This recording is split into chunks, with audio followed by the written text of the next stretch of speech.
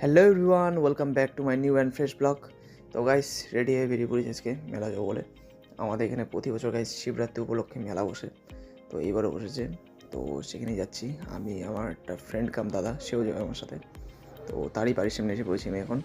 তাকে তো ফোন করলাম, বললো 5 মিনিটের মধ্যে আসছে। তো তো গাইস 5 মিনিটের মধ্যে আসছে বলে তার তো কোনো পাত্তাই নেই। অনেকক্ষণ তো বসেছি তার দোকানের সামনে, এদিকে আমাদের মেলায় যেতে লেট হয়েছে প্রচণ্ড।